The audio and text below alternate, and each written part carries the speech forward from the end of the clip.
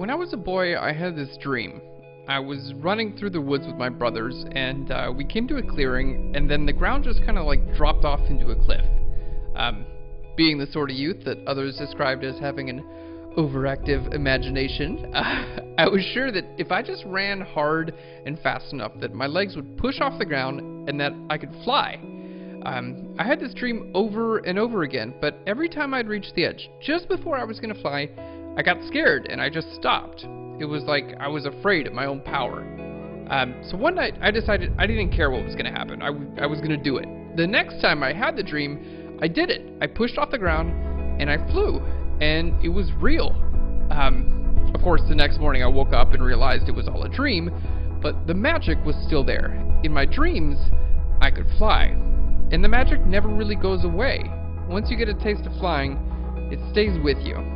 And now I get to bring back that magic through photography and Photoshop. You can fly, you can float, and you can levitate, and that's what this tutorial is all about, and I'm going to teach you how to do it.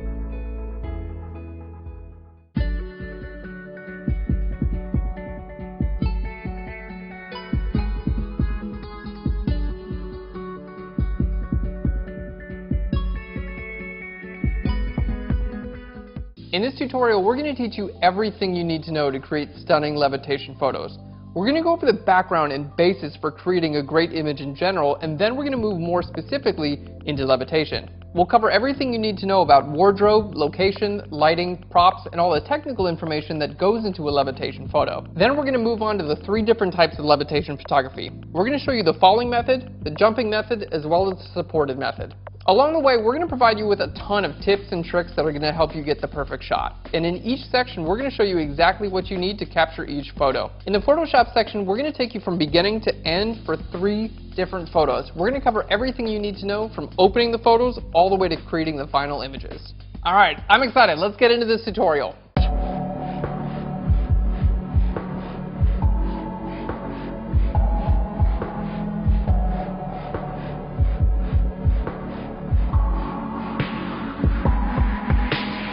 For the location, I really recommend choosing a large open space with plenty of light. For this photo shoot, we chose a warehouse, which provided us enough room to actually create 3 different photo shoots in the warehouse. Not only that, but we had the space to jump and fall and do all kinds of things without having to worry about hitting anything on our way down. The main focus of a levitation photo is going to be the subject and the levitation effect. And because you're trying to draw a lot of attention to the subject, you really want to keep everything else in the photo really simple. We're using natural light because we want the final image to look really natural. Again, everything about this should be totally normal except for the person levitating in the photo. We're also using a backlight, which is going to do 2 things. It's going to separate out the subject from the background, giving you a little bit more attention on the subject. The second is it's going to create a really nice glow around your subject, giving it kind of an ethereal look. The lighting in your photo will dictate many different things about your image. It's going to change how the shadows work on your image, it's going to change where you actually frame your image, and in this case it actually dictates our wardrobe as well. Come on over here, Mary. We wanted to choose a wardrobe that actually would shine through the lighting. So we've got like a semi-transparent fabric so that when Mary's actually jumping in the air or propped up and actually doing the levitation effect, you can see through her dress a little bit, which is going to really help out sell that effect. So you can see that there's in fact nothing propping her up in the final photo. We recommend using a semi-transparent fabric for a dress or a skirt material. This is going to allow the light to actually play through it, and being able to see through that fabric is going to add a little bit more realism to the levitation effect. It's just kind of another supporting fact that says to the viewer, okay, they're not just sitting on something, I can see straight through the fabric and I can see their body is in fact in the air.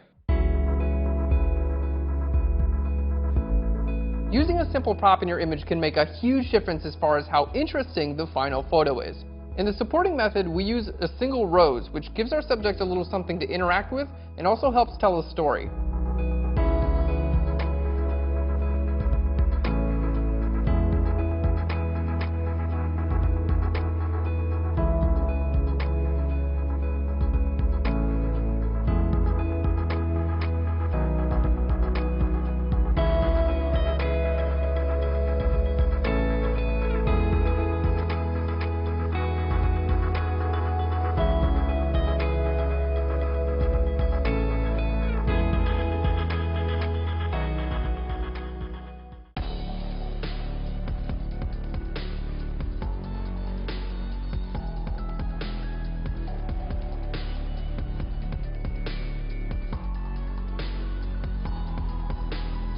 From a technical standpoint, levitation is centered around one central concept, and that's consistency. The reason here is that levitation photos require compositing, and when you're going to composite multiple different photos together, you want them to be as similar as possible. That's why we lock all of our settings down and make sure that the camera's on a tripod, so each of those photos is going to be very similar, making them very easy to composite together. Alright, let's take a minute and go over all the settings that we recommend keeping consistent during a levitation photo shoot. The first is focus. We want to switch our lens from AF or autofocus to MF or manual focus. This gives us a couple different advantages. The first is that your camera's not going to be trying to focus during the shot, and that's really helpful if you have someone jumping in the air, because you have to take a picture in a split second.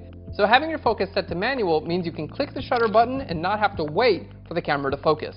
Manual focus will also allow you to have a consistent focal point from one shot to another. That way, when you're compositing them all together, you don't have to worry about shifts in focal points that make compositing a lot harder. During a photo shoot, if I'm going to use manual focus, I like to turn my camera to live view, which is a feature that's available on a ton of newer cameras. You can hit the live view button on your camera and actually see a preview of what your then photo is going to look like. A lot of the times you can actually zoom into the photo and adjust your focal ring to get the perfect focus, and then go ahead and turn off live view and start shooting. As with everything else, I recommend checking your focus a couple times during the photo shoot, just to make sure that nothing shifts and you don't wind up with a bunch of photos that are totally out of focus at the end of your shoot. The next setting is white balance, and the key here is to avoid auto white balance. The reason is that auto white balance is going to take the light that's in the scene and it's going to adjust the white balance accordingly. Let's say your levitation photo shoot lasts for a full hour. The light at the beginning of the hour is going to be different from the light at the end of the hour, meaning that your white balance may shift during that time. If your white balance shifts during that time, you're going to have a lot harder time compositing those images together in Photoshop because the colors are going to be totally different.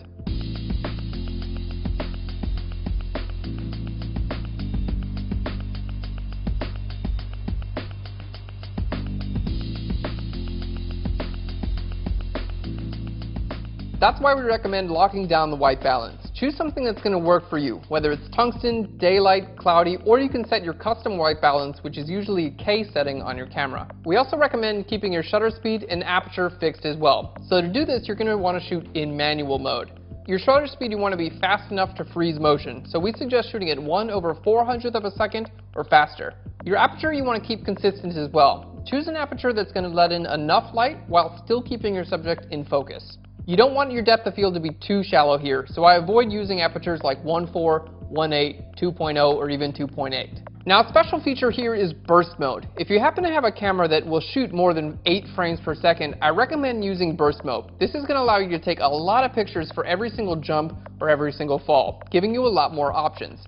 Now, if you have a camera that doesn't shoot that fast, I recommend waiting until the jump or the fall is right at the apex, where there's little to no movement, and then taking the picture. That's what I prefer, but if you do have burst mode, give it a shot.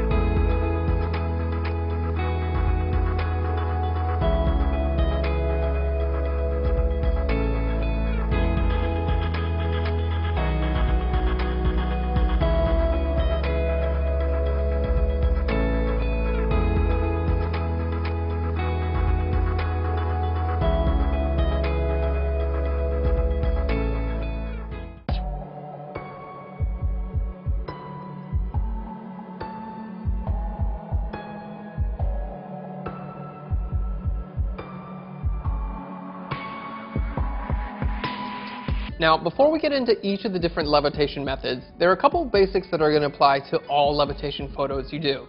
As far as composition goes and finding the best camera angle, I actually recommend doing that freehand without a tripod.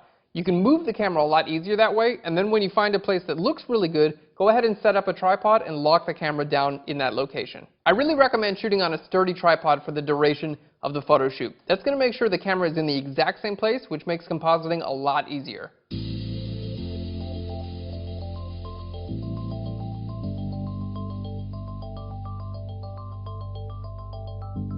Because we're shooting on a tripod, it's a great idea to bracket your background photos. This means taking some shots that are underexposed properly exposed, and overexposed. That way, if you need to recover details from the highlights, midtones, or shadows, it's a lot easier to do if you have photos that contain that detail.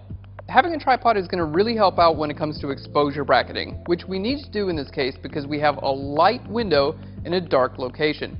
So exposure bracketing is going to allow us to take a shot that's underexposed, a shot that's properly exposed, and a shot that's overexposed. And then in Photoshop, after the day of the shoot, we're going to combine them all together.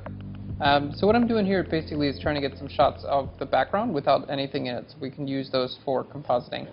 And I'm in manual exposure right now. I'm shooting 1/200th of a second at f8 and ISO 1000 because it's pretty dark in here. So I'm going to exposure bracket. Basically, I'm going to take a picture, change my shutter speed, and go just a little bit faster. So we're going from 200 to 400. Take a picture, and we'll go from 400 to 800 and take another picture. And this will give me a lot of variation when I'm working in Photoshop.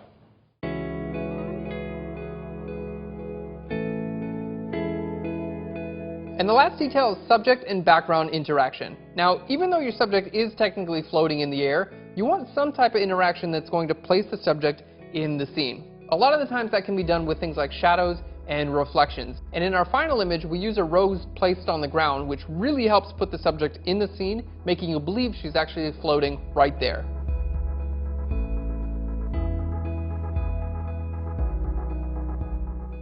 Let's go over the photos that you're going to need to capture in order to actually pull off the levitation effect. The first photo is of your subject. Now, there are 3 different methods of levitation photography. There's a falling method, the jumping method, and the supported method. In each of these 3, you want to make sure you've got a photo of your subject that's unobstructed. So the falling and the jumping method, you want to make sure that they're in the air during the time of the photo. And for the supported photo, you want to make sure they're on an object, but the object is not covering the subject. In these photos, it's okay to have a crash pad, a chair, or supporting objects because they're going to get removed in Photoshop. The next photo you're going to need is a blank background. You don't want your subject in there, you don't want a crash pad, you don't want a chair, you don't want any supporting objects. All these things you want removed. Just the background in this photo. That way you can use it for compositing. And the third photo you want to capture is that of shadows or anything blocking light. You can recreate shadows in Photoshop if you need to, but they're not going to look as realistic as normal shadows. So for this, we recommend just jumping in the air, taking a picture, and getting the shadow that actually exists on the ground. Or you can use something like a couch cushion, throw it in the air, use it as a shadow, and then just get the shadow for the end picture.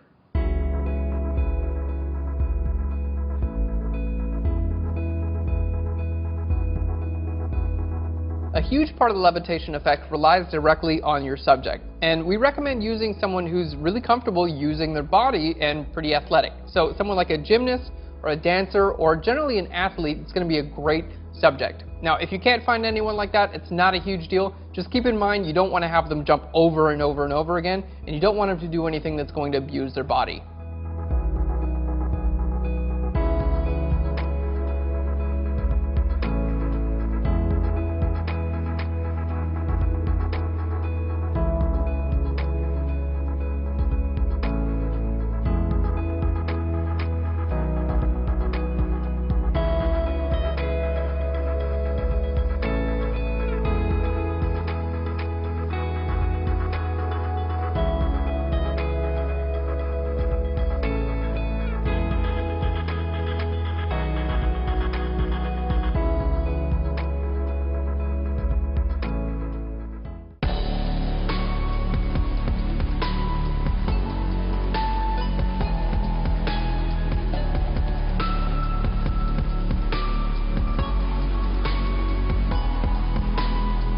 The first method for levitation is the falling method. Now, this idea is really simple. Basically, you have your subject stand on a supported object, you have them jump off that object, so they're falling through the air, photograph them while they're in the air, and then they're going to fall onto a cushioned object, such as a crash pad or a big pillow or a couch or whatever is going to break their fall. Whenever you're ready. Beautiful. I am ready.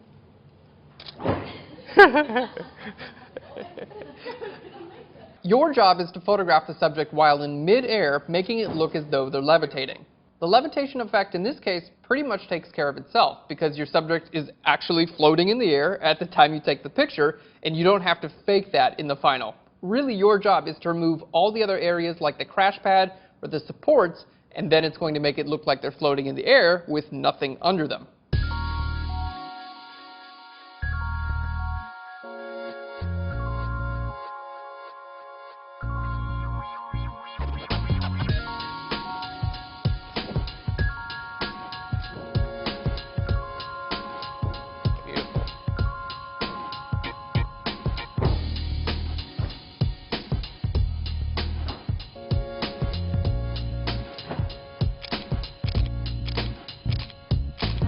Now, when it comes to photographing someone in midair, there are a lot of things to keep in mind that are going to help make the shoot a little bit more successful. Your goal is to freeze motion, which means you're going to have to use a fast shutter speed. We recommend shooting at 1/400th of a second or faster. This is going to make sure there's very little motion blur in the final photo, making it really look like the subject is frozen in a levitation pose.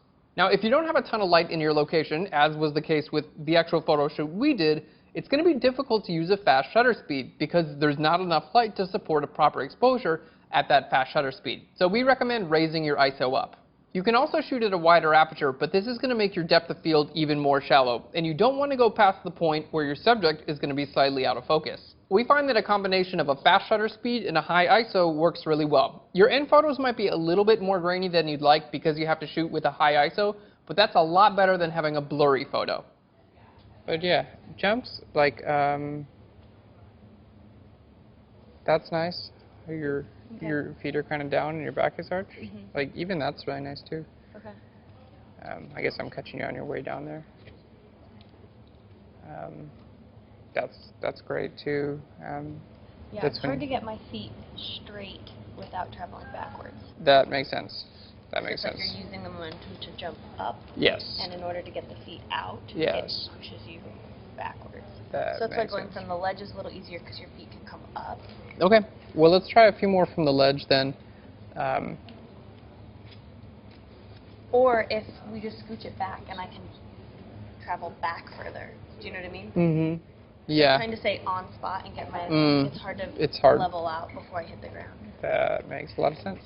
Keep in mind, because you're photographing someone in the air, it's pretty likely that they're not going to be making the perfect pose every single time. So chances are they're going to have to do it over and over and over again. So use a support on the ground that's really comfortable to fall on. We found that a giant beanbag chair works better than just about anything else. And last, I recommend having your subject try different angles of approach when it comes to the crash pad. Try going from north, south, east, and west. You're going to get a totally different look from each direction of the fall, and you can choose after which direction you like.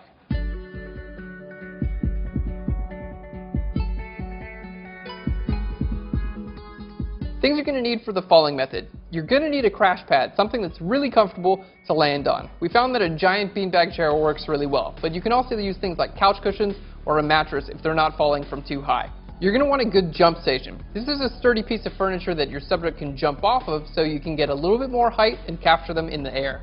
And last, you're going to need a camera on a sturdy tripod. This is going to allow you to capture the shots while they're in the air, as well as the blank shots, so you can take out the crash pad later and make it look like they're levitating in the air without any support.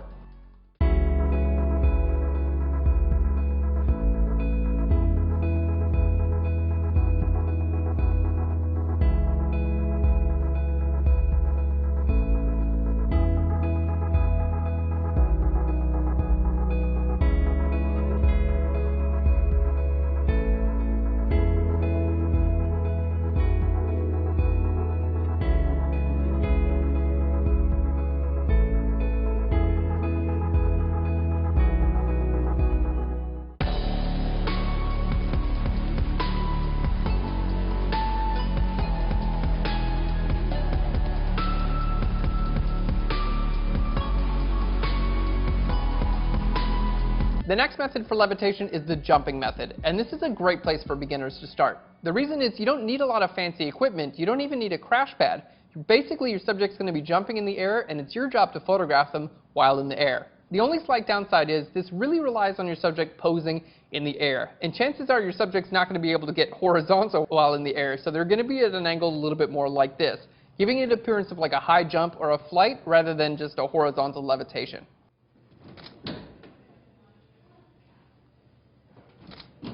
Beautiful.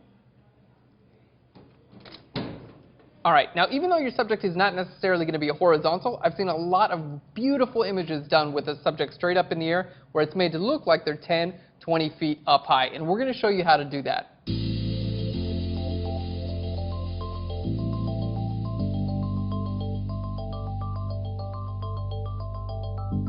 The real key to a jumping levitation photo is to have your subject stand on top of an object that's as high as possible while still being sturdy. That way they can give a slight jump on top of that object, and then in Photoshop you can remove that object out completely, making it look as though they're 5 to 10 feet in the air and floating away. If your subject feels comfortable in the air, get them to jump a lot of times with a little bit of pose variation in between each. Remember, you're going to be compositing these together, so the more variations and the more photos you have, the better. Just as with the falling technique, you're going to need a freeze motion, and that means using a fast shutter speed. We recommend using 1/400th of a second or faster. This is going to make sure there's no motion blur in the photo. We also recommend taking a picture at the very peak of the movement. So if they're jumping in the air, they kind of have a little bit of crest before they start to fall back down again. You want to make sure to capture them right at that point because they're actually moving less than any other point during the fall. And you can face me with your face a little bit more if you want. Yeah, there we go. Beautiful.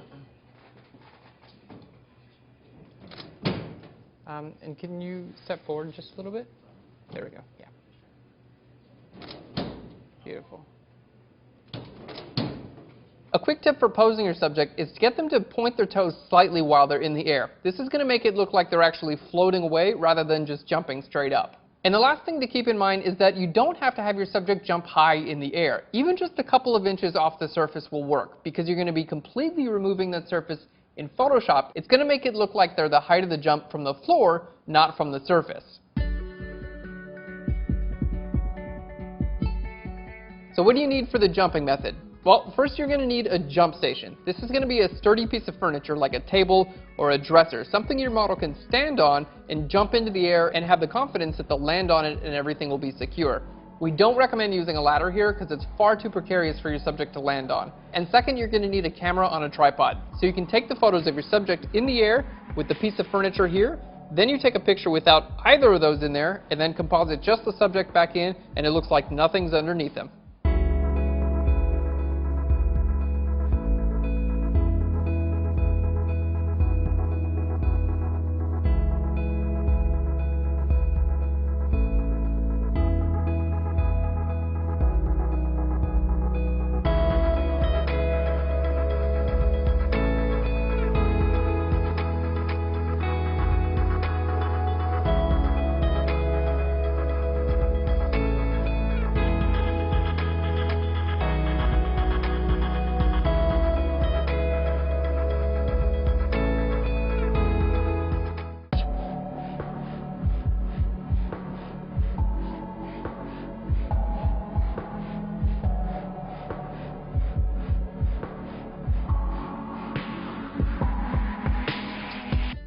And the last method we're covering is the supported method of levitation, and I'm a huge fan of the supported method. The reason I love this method is that your subject's not actually moving through the air, as is the case with the jumping and the falling techniques.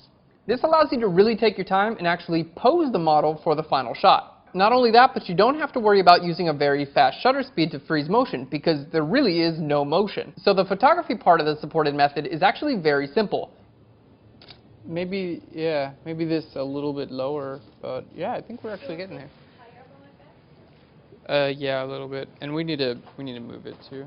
Your main obstacle here is making it look like they're floating in the air, not just laying on a piece of furniture. And most of that has to do with posing.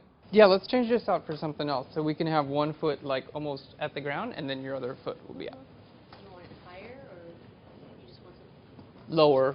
Yeah. lower? Yeah, just like barely off the ground there. Luckily, you'll have a lot of time to get the pose just right. Because your model's not actually moving, you can make subtle adjustments to get the pose perfect.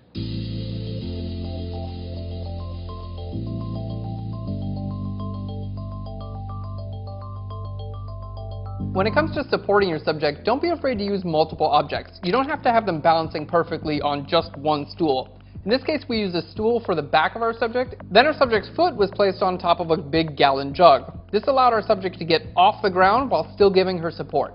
The key with placing supports is to keep them as far away from the camera as possible. So if you have a subject and you need to support one leg, be sure to put the support on the leg that's farther from the camera. That way it's not going to obscure the leg that's closer to the camera. While the supported method is actually the most simple when it comes to photography, it's the most complex when it comes to Photoshop, because the object you're removing is actually touching the subject. But don't worry, when we're jumping into the Photoshop, we're going to give you a lot of tips and tricks that are going to make it a lot easier.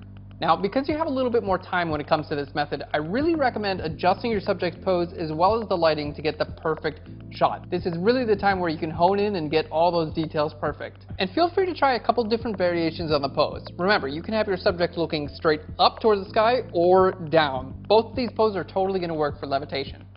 You can let that hand hit the floor if you want. The other way. Yep. Bend that elbow a little bit. If you do happen to take the perfect photo, except one area of your subject is obscured, maybe by the support or maybe by something else, just make sure to take another photo where that area is not obscured. Let's say we have my hand, and I've got the perfect pose right here, except for part of my hand is being covered by this mug. Just take a look at your photos and then try taking another picture of the hand in basically the same place without the mug there, and then you can composite those two together. You don't even have to be jumping or supported for that photo. Just the hand will do fine. You can take just that area in Photoshop and you'll be good to go without something obscuring that area in the final image.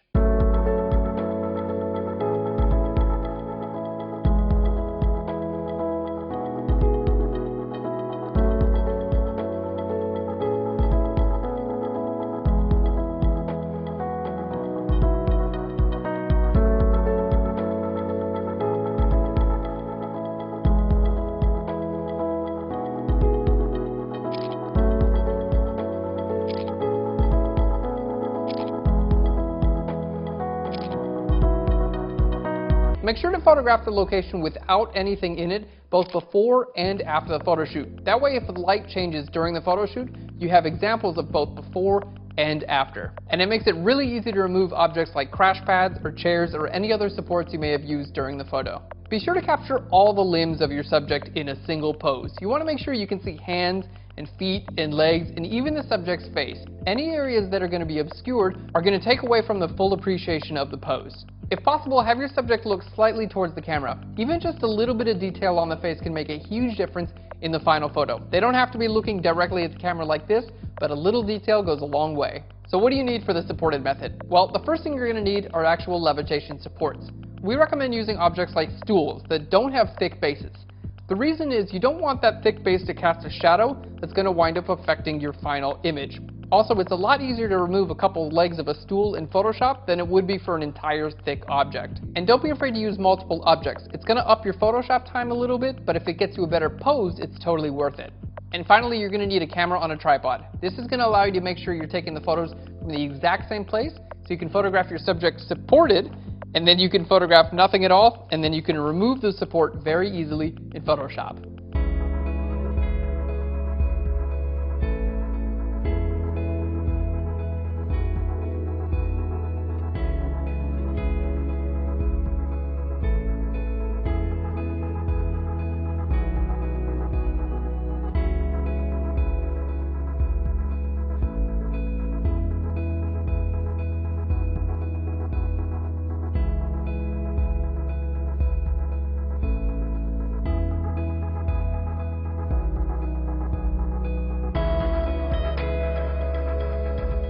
Thanks so much for watching the photography portion of the Beginner's Guide to Levitation. Now it's your turn to get a subject, a tripod, a camera, maybe some supports, and take levitation photos of your own. In the Photoshop section of the tutorial, we're going to show you how to combine multiple images together to create the final levitation photos without any supports, without any crash pads, without anything obscuring our subject. Just the subject in a beautiful levitation pose. Thanks again, and I'll Phlearn you later. Bye everyone.